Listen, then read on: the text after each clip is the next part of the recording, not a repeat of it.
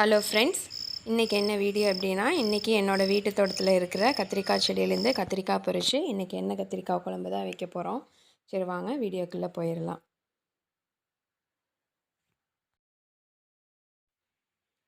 6 செடி வச்சுருக்கேன் நான் கத்திரிக்காய் செடி. இன்றைக்கி ஒரு 2 செடியில் இருக்கிறத மட்டும் காய பொறிச்சிக்கலாம்.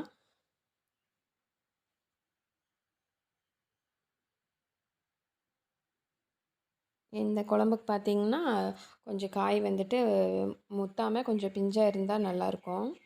எண்ணெய் கத்திரிக்காய்க்கு கொஞ்சம் பிஞ்சாக இருக்கிறத போட்டோம்னா சூப்பராக இருக்கும்.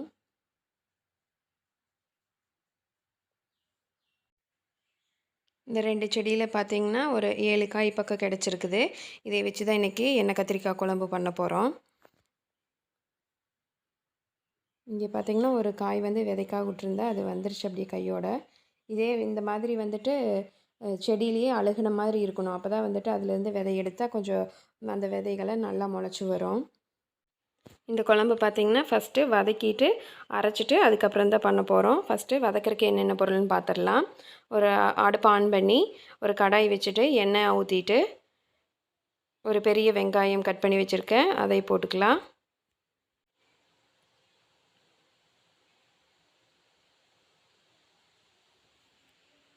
வெங்காயம் நல்லா வதங்கினதுக்கப்புறம் உரித்து வச்சுருக்கிற பூண்டு அதையும் போட்டுக்கலாம்.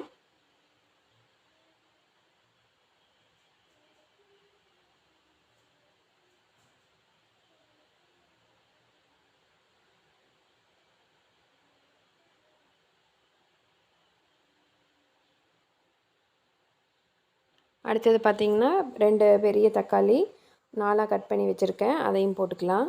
போட்டு நல்லா வதக்கிக்கலாம்.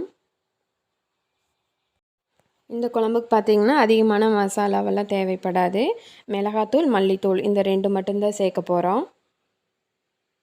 நம்ம போட்டிருக்கிற வெங்காயம், பூண்டு, தக்காளி இதெல்லாம் நல்லா வதங்கினதுக்கப்புறமா 1.5 டீஸ்பூன் வந்துட்டு நீங்கள் எந்த ஸ்பூன் எடுக்கிறீங்களோ அந்த ஸ்பூனில் 1.5 ஸ்பூன் மிளகாத்தூள், அடுத்தது 2.5 ஸ்பூன் மல்லித்தூள் இது மட்டும் போட்டு நல்லா கரிஞ்சிடாமல் அடுப்பை வந்து சிம்மில் வச்சுட்டு நல்லா வதக்கிக்கணும். இதுக்கு பார்த்திங்கன்னா தேங்காய் எல்லாம் சேர்க்க வேண்டியதில்லை. நாம் போட்ட பெரிய வெங்காயம், பூண்டு, தக்காளி, மிளகாத்தூள், மல்லித்தூள் இதெல்லாம் நல்லா வதங்கினதுக்கப்புறமா அடுப்பை ஆஃப் பண்ணிவிட்டு நல்லா ஆற வச்சுட்டு ஒரு மிக்ஸி ஜாரில் சேர்த்து ஃபைன் பேஸ்ட்டாக எடுத்து அரைச்சிக்கலாம். வதக்கி வச்சுருக்கிறதெல்லாம் ஆறுறதுக்குள்ளே ஒரு எலுமிச்சை சைஸ் அளவுக்கு புளியை எடுத்து ஊற போட்டுக்கலாம்.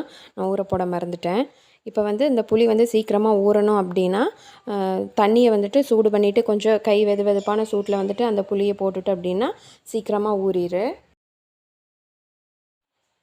அரைக்கிறதுக்கு பார்த்திங்கன்னா தண்ணியெல்லாம் ஊற்ற வேண்டியதில்லை. வெங்காயம் தக்காளியில் இருக்கிற தண்ணியே போது, அதுவே நல்லா அரைச்சிரும்.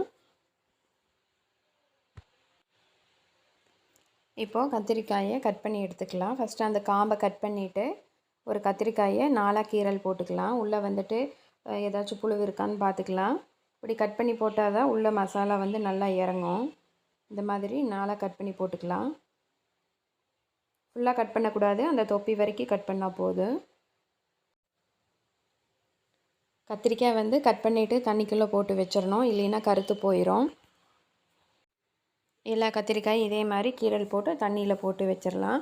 அடுத்தது ஒரு கடாய் வச்சுட்டு அதில் எண்ணெய் ஊற்றிட்டு 1/4 டீஸ்பூன் வெந்தயம், 1/4 டீஸ்பூன் கடுகு உளுந்து இது சேர்த்து வதக்கி விட்டுட்டு ஒரு பெரிய வெங்காயம் வந்து கட் பண்ணி வச்சுருக்கேன், அதையும் சேர்த்து வதக்கிக்கலாம். கூடவே ஒரு 4 பல் பூண்டு தட்டி அப்படியே சேர்த்திக்கலாம். அடுத்தது நம்ம கீரல் போட்டு வச்சுருந்தோம் இல்லையா, கத்திரிக்காய் தண்ணிக்குள்ளே போட்டு வச்சுருந்தோம் இல்லைங்களா, அதை தண்ணியிலிருந்து வடிச்சிட்டு தண்ணி சுத்தமாக வடிச்சிட்டு சேர்த்திக்கலாம். இந்த குழம்புக்கு வந்துட்டு எண்ணெய் அதிகமாக வேணும்.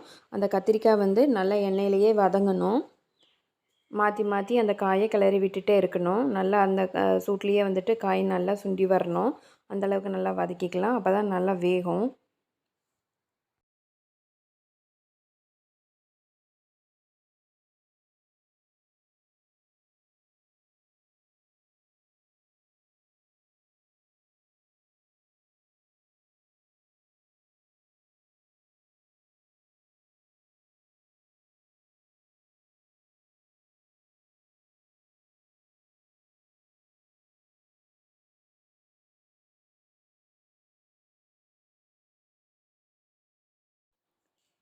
கத்திரிக்காய் வந்து ஒரு அரை பாகம் வெந்ததுக்கப்புறமா நம்ம அரைச்சி வச்சுருந்த அந்த பேஸ்ட்டை வந்து சேர்த்தி நல்லா எண்ணெய் பிரிஞ்சு வர அளவுக்கு நல்லா கிளறி விட்டுக்கலாம்.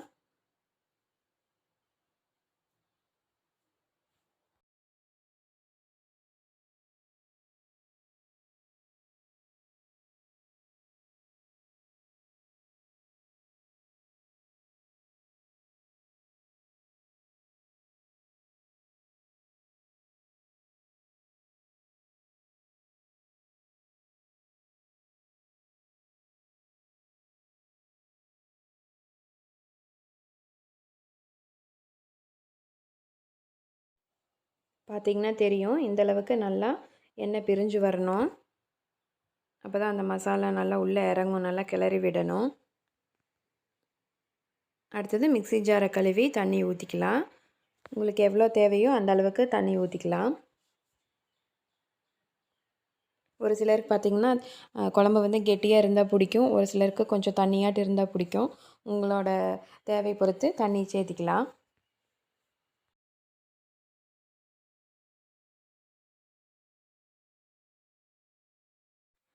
இந்த ஸ்டேஜில் பார்த்திங்கன்னா தேவையான அளவு உப்பு சேர்த்திக்கலாம். உப்பு சேர்த்திட்டு நல்லா கிளறி விட்டுக்கலாம்.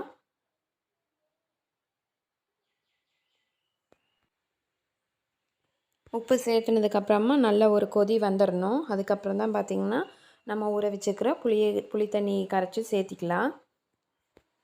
இப்போ நல்ல ஒரு கொதி வந்துருச்சு. இப்போ வந்து சேர்த்திக்கலாம்.